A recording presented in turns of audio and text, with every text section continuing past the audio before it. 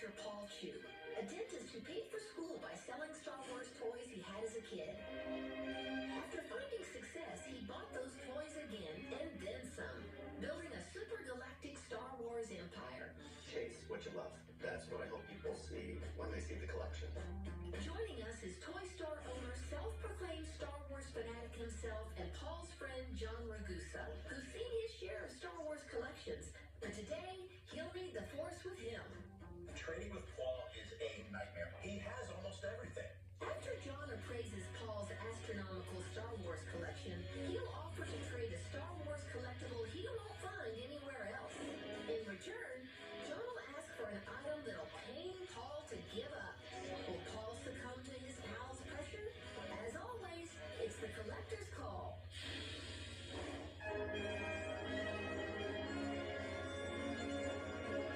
Paul, thank you so much for inviting us into this beautiful Star Wars room. Thank you for coming in. I started getting these collectibles as a child.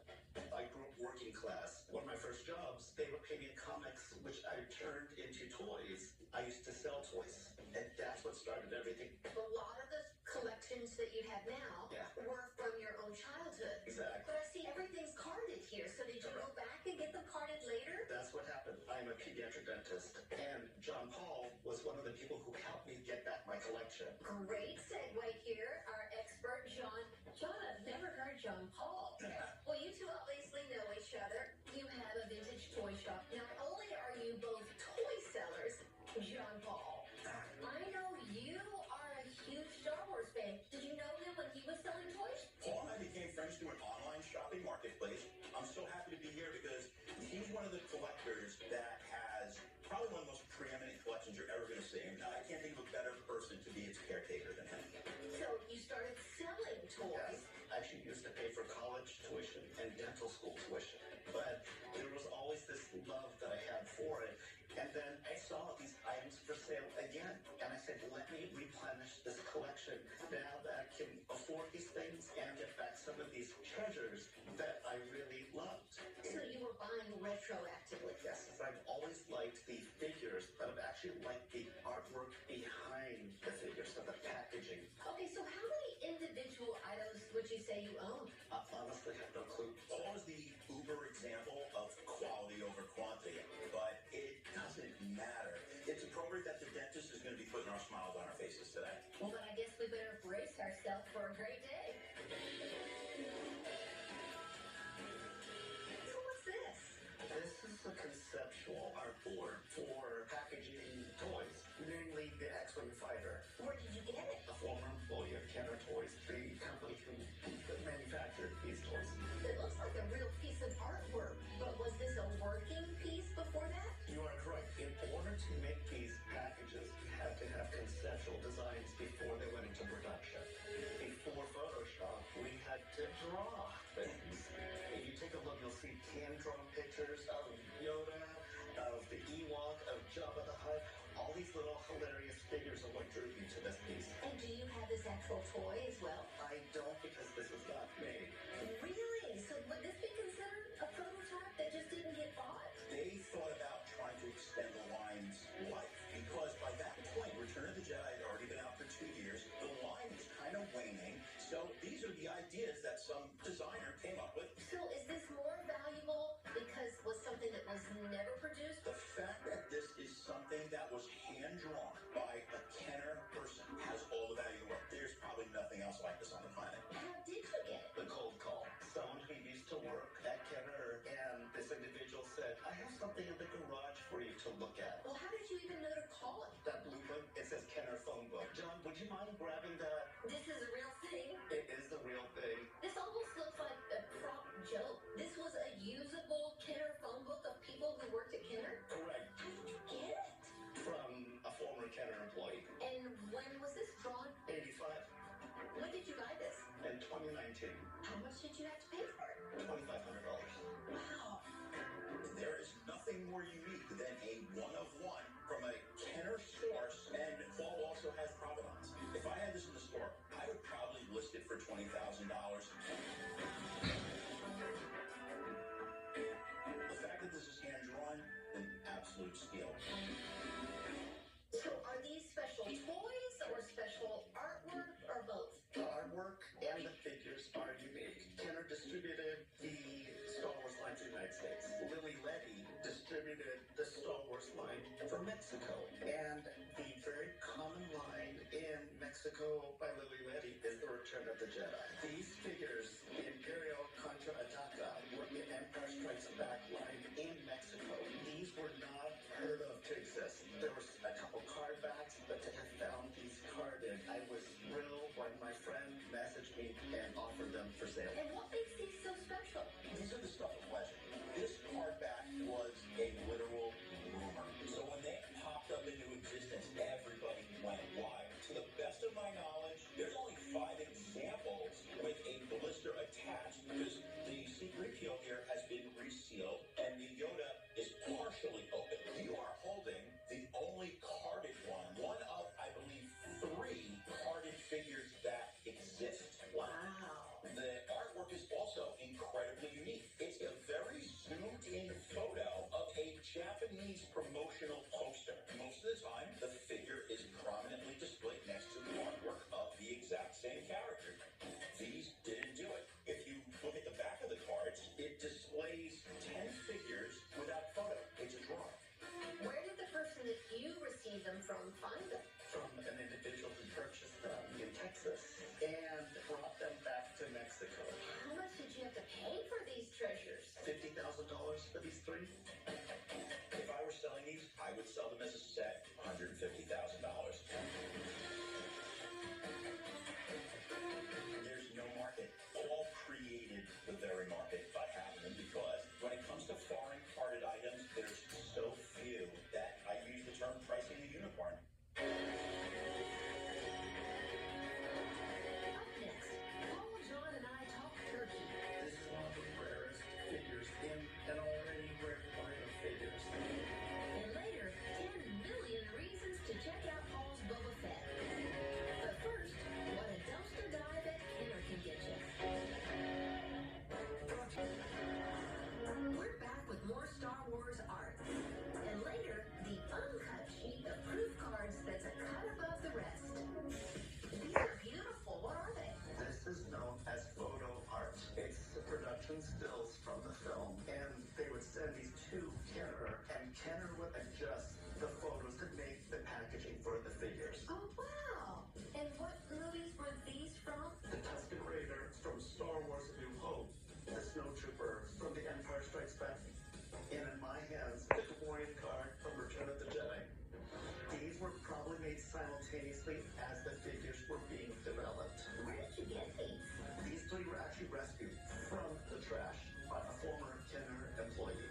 What years were these created? They're going to be anywhere from a year or so before the packages were revealed. So this would predate 1977, so 1976 to 1977. So that's going to be 1980 to 1981. And the Gamorrean Guard would have come out with Return of the Jedi's inaugural run, which would put it at 1983. Wow, so what you're holding is almost 50 years old. Yeah. What do you think you have invested all in? Around $180,000 for all 3. Good thing I'm wearing gloves. These are one of a kind. Dumpster diving at Kenner back in the day saved so much priceless art. And the fact we can trace these back to when they were retrieved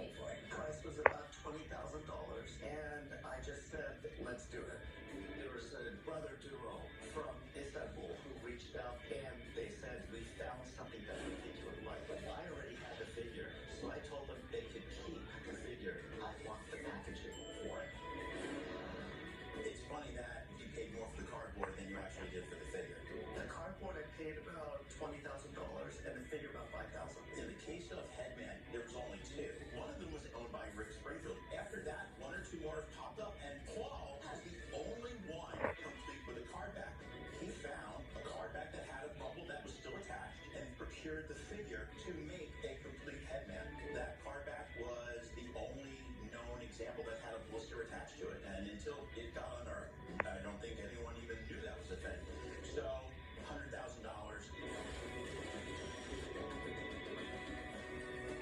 Anybody who's a big-time Star Wars collector knows about the Uze line. They have become the stuff of legend. There are definitely more people collecting Uzes than headmans exist, so your supply and demand ratio is off the charts. Another great piece of book art. You are correct. This here is what you call an uncut sheet of proof cards. This is 8 different characters on one sheet that's not cut. These color bars help the printers determine if the colors were matching and the colors were rich enough for the card back. When sellers found these sheets, they would think they could make more money if they cut them individually. So this is one of the few that was not cut. Keeping it uncut is definitely a rarity. Where did you get this? I traded away a rocket firing Boba Fett, and this was one of the items that I had received for it. People look for these type of card backs. The most common one is from ones that say Revenge of the Jedi, not Return of the Jedi, because they changed the name. Empire Strikes Back are generally exceedingly rare. I've seen individual Empire Strikes Back cards sell for $3,000 to $5,000 a piece, but if that was in an auction at $30,000, I don't think it would last one day. The last thing that I was thinking of doing was cutting this apart and making money. I loved it, and I wanted to keep the love intact.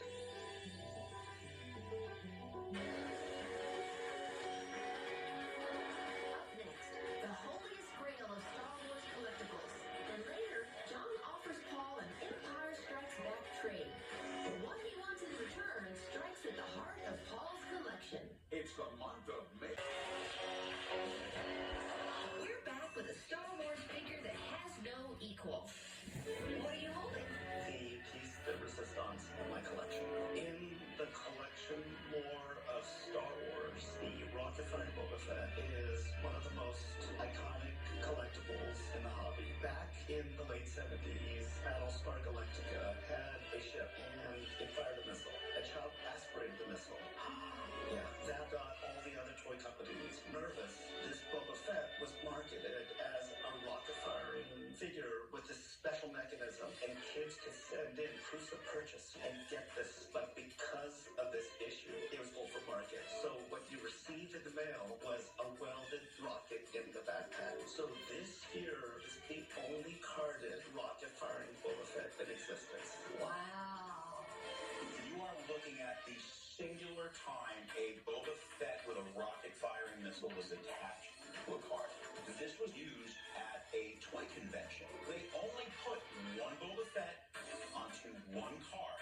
How do we know that that's an actual rocket firing Boba Fett? This figure was slapped onto the Kenner display. You can see the 4 tape marks on the corners of this card back that was put against the wall. The individuals who were able to get this noticed that it was a rocket firing Boba Fett inside the package.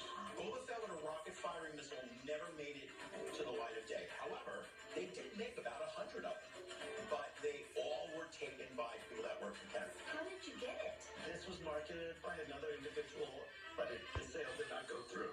I called him and I said, let's make a deal. Why did you love this so much? It is the rocket firing Boba Fett. It is the different card back. It's the bubble itself that it's in. There's a cradle for the rocket mechanism in the back. The whole thing was so unique. The backing with the tape, the story behind it. This is a one of a kind. I just had to get it. How long ago did you buy this? 2015.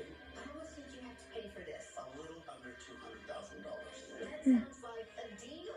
The provenance on this goes back far enough that I know Paul has a photograph of the booth where you can see the figure attached to the wall. I can give you a good estimate. Knowing that rocket firing loose Fets have cracked $1 million, there's no way that will do under 8 figures. Imagine the Loch Ness Monster with the Yeti riding on his back, with the Mona Lisa under his arm, drinking from the Holy Grail.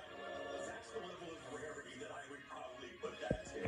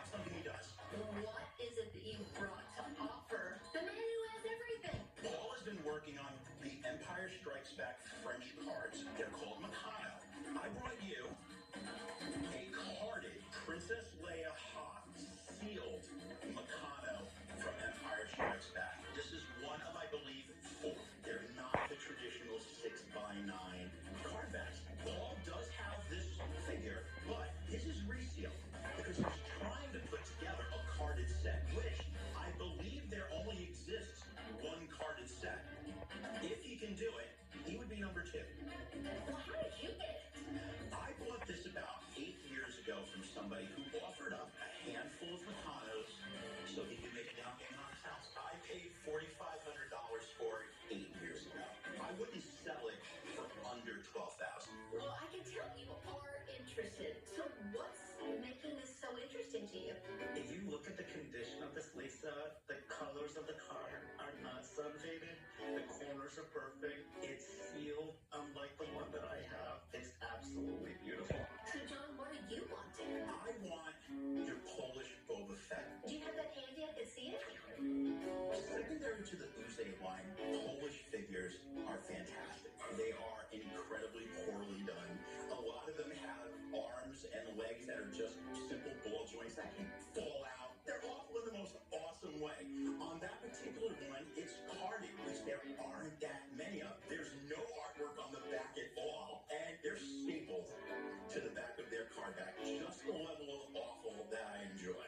I'm hoping he's willing to get rid of one Fett because he owns the coolest one ever. What would make you consider making the trade, and what would give you pause? Part of me is wanting to do this because that is such an amazing figure. You do not see them, Lisa, sealed like that. The part of me is holding back is, I love Boba Fett, but French line is just so incredibly hard to complete, so I'm very, very torn here. Coming up, John offered to trade Paul a Meccano carded Princess Leia and what could be his last chance to own it. But in exchange, John shoots his shot by asking Paul for his beloved bounty hunter. A collection of memorable memorabilia. With a lot of pinball machines, but you also have a lot of pop culture, toys. Anything that I liked as a child, I buy it. Sunday at 6:30, 5:30 Central. We're back to find out if Paul will say wee-wee to John's French trade offer or no way Jose to handing over his Polish Boba Fett. When he brought out that Leia Meccano, he's never shown that to me. He saved it for collector's call. I want his carded Polish Boba Fett. And if I'm gonna get rid of my princess, I'm gonna take a bounty hunter home instead. Okay, I know you're torn, but what are you thinking? You know what? I'm very close, but unfortunately, this is not a bounty that I can accept. I'm not even upset. I'm shocked. Because you want to complete the set. I want to complete the set, but the love for Boba Fett is just so high. I mean, sure, you've now ruined your chances forever of completing a quest, but I understand. When he looks back, he can say, I didn't do it because I did it for love.